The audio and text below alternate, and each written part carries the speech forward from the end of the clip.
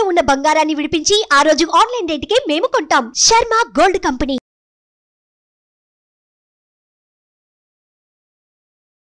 నమస్తే, welcome to Suman TV. నేను మీ యామ్ని. ఈ నెల జూలై నెలలో 16వ తారీఖు నుంచి 31 వరకు 12 రాశుల వారికి ఏ విధంగా ఉంటుంది, వాళ్ళకి సంబంధించిన పరిహారం తెలియచేయడానికి ప్రస్తుతం మనతో ఉన్నారు ప్రముఖ జ్యోతిష్య వాస్తుశాస్త్ర పండితులు బ్రహ్మశ్రీ నందిబట్ల శ్రీహరి శర్మ గారు ఉన్నారు. గురుగారితో మాట్లాడి మనకున్న సందేహాలను అడిగి తెలుసుకుందాం. నమస్కారం గురుగారు. వాగర్థావివ సంపృక్తౌ వాగర్థ ప్రతిపత్తయే జగతః పితరౌ వందే పార్వతీ పరమేశ్వరౌ. సదాశివ సమారంభాం శంకరాచార్య మధ్యమాం అస్మదాచార్య పర్యంతం వందే గురు పరంపరాం. ఆదిత్యాయ చ సోమాయ మంగళాయ బుధాయ చ గురు శుక్ర శనిభ్యశ్చ రాహవే కేతవే నమః. శృంగేరి పీఠాధిపతులకి, కంచి పీఠాధిపతులకి నమస్కారములు తెలియజేసుకుంటూ కార్యక్రమాన్ని ప్రారంభిద్దాం. గురుగారు, ఇప్పుడు జూలై 16 నుంచి 31 వరకు అండి, అసలు తులారాశి వారికి ఏ విధంగా ఉంటుందంటారు? తులారాశి వారికి 16వ తారీఖు నుంచి 31వ తారీఖు వరకు ఏ విధంగా ఉండబోతుందో తెలుసుకునే ముందు గ్రహ సంచారం ఏ విధంగా తెలుసుకుందాం. రాశి నుంచి అష్టమ స్థానంలో కుజ గురుల యొక్క సంచారము, అలాగే దశమ స్థానంలో రవి బుధ శుక్రులు, వ్యయ స్థానంలో కేతు, షష్టమందు రాహు, పంచమందు శని వక్రీకరించి ఉండడం.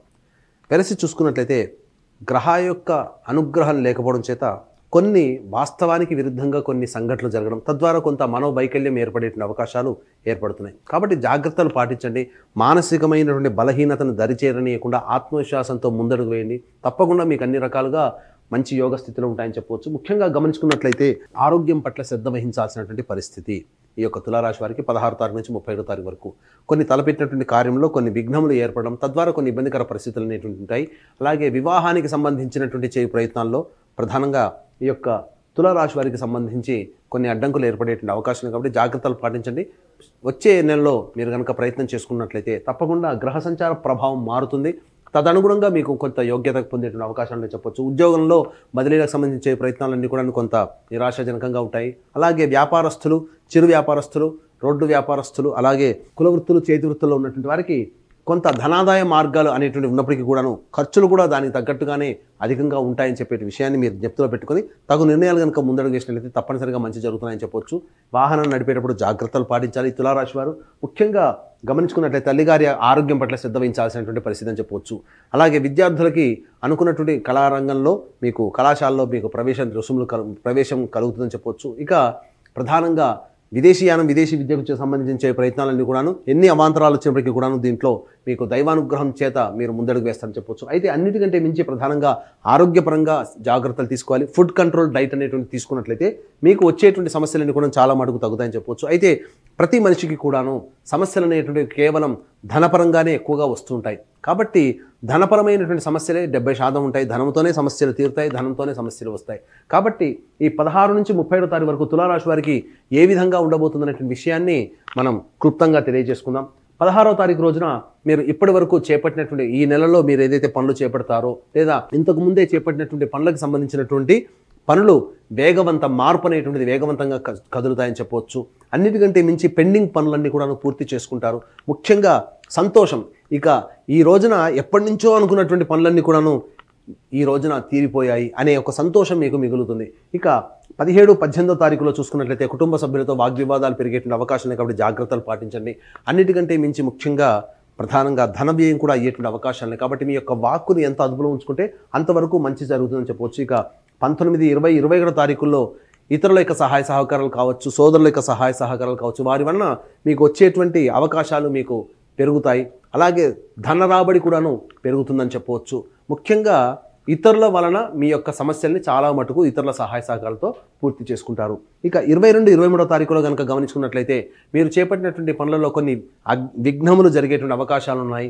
గృహంలో మరమ్మతులు కానీ అలాగే వాహన మరమ్మతులకి కానీ ఖర్చులు అయ్యేటువంటి అవకాశాలు ఉన్నాయి. గృహోపకరణాలు ఇంట్లో కొనుగోలు చేస్తారు. అలాగే తల్లిగారి ఆరోగ్యం పట్ల శ్రద్ధ వహించాల్సినటువంటి పరిస్థితి. ఇక 24, 25వ తారీఖు కనుక చూసుకున్నట్లయితే ఆరోగ్యం పట్ల శ్రద్ధ వహించాల్సినటువంటి పరిస్థితిగా చెప్పవచ్చు. ముఖ్యంగా గమనించుకున్నట్లయితే మీకు సంబంధించి 24, 25వ తారీఖుల్లో ప్రధానంగా మీరు వృధా కాలయాపన చేస్తారు.